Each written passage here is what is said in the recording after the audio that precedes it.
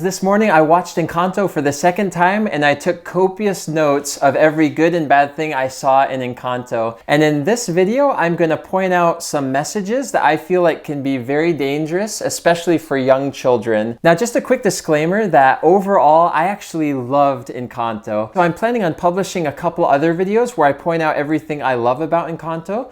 But in this film, I just want to make a compilation of all the things that your kids might absorb that you might not want them to absorb. But overall, I really did like Encanto. So in the movie Encanto, I believe there were 4 instances when protagonists in the film lied. So the Abuela, the grandma, she lied 2 times, telling people that there wasn't any problem with the magic. There was one instance where Mirabel, the main character, lied to the Abuela, where she wouldn't fess up and say what she was doing and said that she didn't do anything. And there was another instance where Mirabel's father encourages Mirabel to lie to the Abuela and the family members, not tell them what happened. Now, some of you might be thinking, those lies seem really benign. They're saying lies to not hurt other people. But from my perspective, a lie is a lie and you shouldn't be lying even if you have good intentions. Probably the number one scene that as a parent watching was just kind of painful a little bit was right after this beautiful song sung by Isabela and Mirabel. So the song's kind of about Isabela breaking out of this idea of perfectionism and trying to live up to people's expectations and just kind of doing what she wants to do. What else can I do? There's nothing you can't do. We're making waves. We're changing minds. And as they're singing, Isabela is creating all of these, plants. They're kind of shooting up and they're kind of disrupting the entire community. And afterwards, the sisters are both laying down, kind of laughing to each other. And Isabela says to Mirabel, "You're a bad influence." And they start laughing.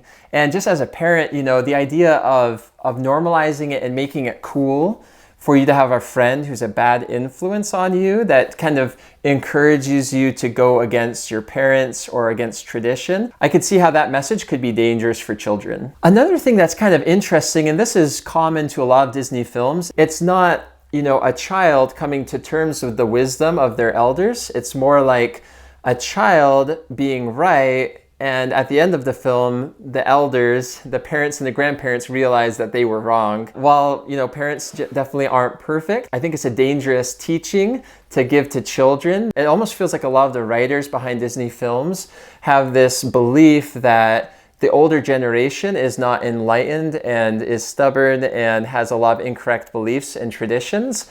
And while that might be the case in some instances, I don't think it's the case in all instances for sure.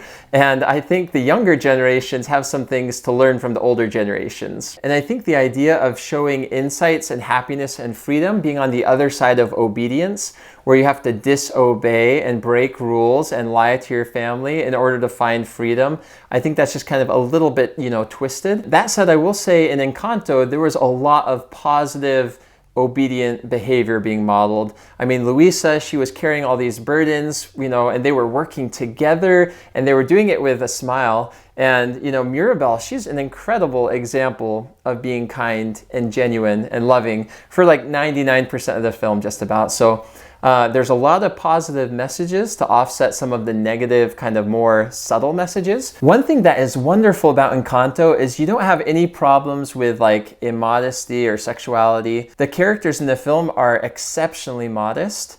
And there's really not any profanity. I think they used the word dumb once. You do have some conflict being shown between sisters for, sisters fighting, or maybe, the grandma fighting with, the granddaughter, or the grandma, fighting with the daughter and the son-in-law. But one thing that's really good about Encanto is that it actually does show a really healthy, positive resolution where both people in the conflict say sorry and they hug and embrace. And there's just some beautiful moments of resolution in the film. There are themes of magic in the film. For me personally, it doesn't really bother me a whole lot, but it is something to be aware of, especially if you're a Christian, that there are some, themes of magic throughout the film, especially when you've got Bruno, this estranged uncle, who has this ability to see into the future, and he, is trying to conjure a vision. He spreads sand in a circle, he lights flames, he, meditates, his eyes glow green.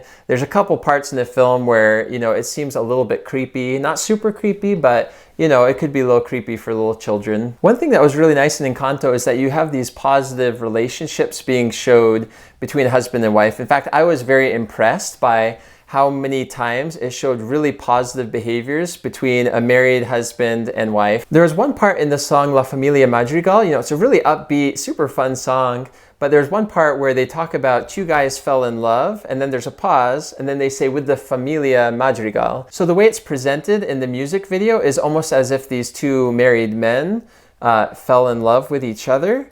And that's how I interpreted it the first time I watched it. The second time I watched the film, I realized, no, they're both married to women, but just so you know, it did seem to have a little bit of a shout out to that lifestyle of homosexuality. Also, one of the little boys in the family is named Camilo, and he has this ability where he can shapeshift and change into different people, different forms, and he changes into female like multiple times throughout the film. And so the idea of kind of changing gender is kind of a little bit of an undertone of the film, not a ton, but it is something that you'll notice if you look closely enough. So each of the three sisters, Mirabel, Isabela, and Luisa, they each have their own song where they're kind of revealing some of their weaknesses, some of their, feeling tired of living under expectations and having to live with their own sense of perfectionism. And in some of their songs, it makes, chores and expectations seem like a burden. And I understand that could totally be the case, but I do think it's important to realize that if you're a young child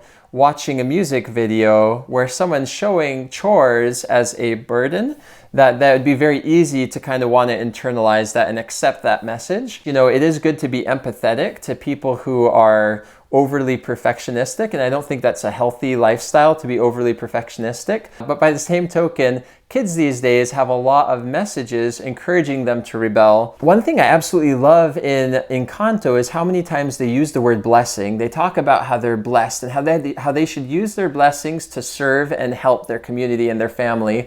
I absolutely love that message. I will say though, and it's not surprising, but it seems like a lot of Disney films, they kind of strip the creator and, a God out of, the concept of blessing. So they talk about how we were blessed and how the candle blessed us with its magic. I mean, it's not surprising. I could see it being inflammatory, if Disney were to produce a video where they, gave thanks to God for their blessings, I could see that being inflammatory for people who don't believe in God. But as someone who knows that God lives, I do think that we ought to be giving credit where credit's due. Now, if you have young children, especially if you have young girls, Isabela is shown as the most, beautiful and the perfect golden child, right? Who has magical powers to float around on magical vines and make flowers appear wherever she goes. And so you could understand how little girls might want to model Isabela's behavior.